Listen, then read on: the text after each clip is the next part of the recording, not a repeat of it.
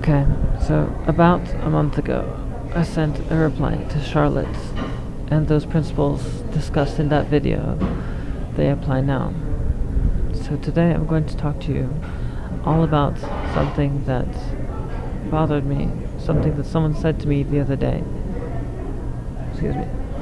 I won't mention any names, but this co-worker, she said to me, "You're not a real woman. You haven't had the surgery yet. You still have that." And yeah, she's not the first to say that. She's certainly not going to be the last either. But it does hurt, most especially because she is wrong. She is wrong. So in this video, I'm going to make I'll state something 3 times in 3 different ways to make one point really clear.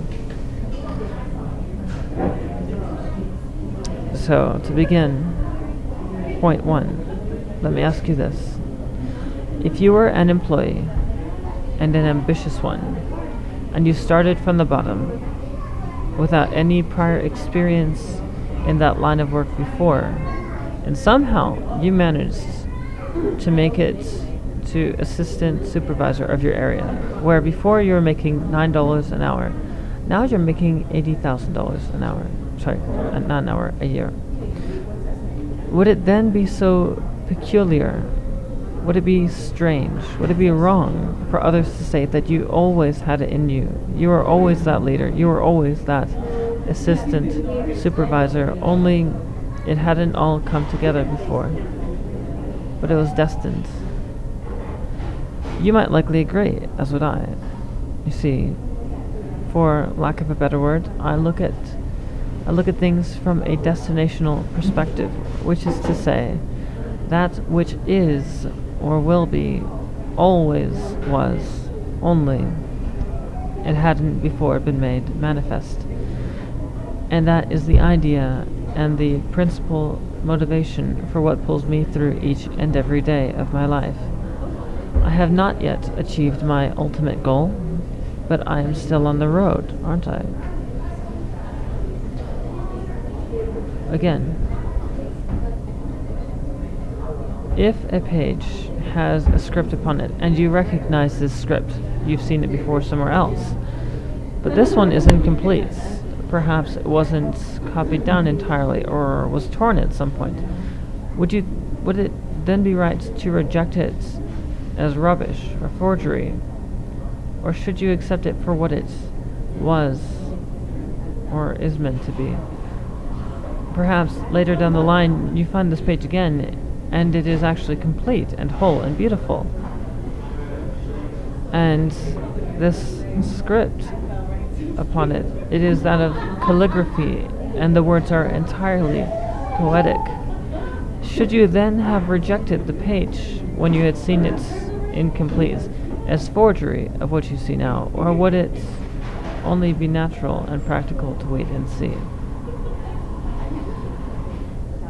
Before I came to terms with my femininity, it's hard to say that for me somehow, I was always lacking, perpetually bothered for my inability to be myself.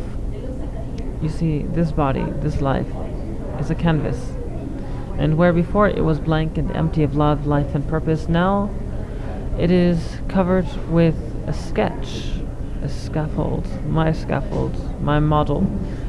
And throughout these last few years, those lines I have filled with color, texture, and beauty. And yes, this piece is still incomplete, but I still have a ways to go. Sorry, I keep getting distracted. There's people in Starbucks. Anyway, my point is, let me finish my work. Do not tell me this is not my best work, because I'm not done. Yet, even though I still have much more I would like to add to this canvas, what you are witnessing right here and now, what you're witnessing is that masterpiece that would be. Do not be so hasty in judgments. Have patience. Wait to see the final product. For that which is, or will be, always was, and ever shall be. I am that masterpiece. I'm just incomplete. And for those of you who are like me, who are transgendered, all of those three statements, those two questions, and the last one's pretty much a statement. All those examples, use them because they are true. That which is or will be always was and ever shall be. What you are now is what you are meant to be. If you weren't, you wouldn't be. Look at things from the position of all things happen at once. Everything just is. Just be. So my advice to everyone is, whatever you are, just be. Anyways, yeah, that's my video for this one. Not much, but this is my vanity video. Anyways, thank you for your patience.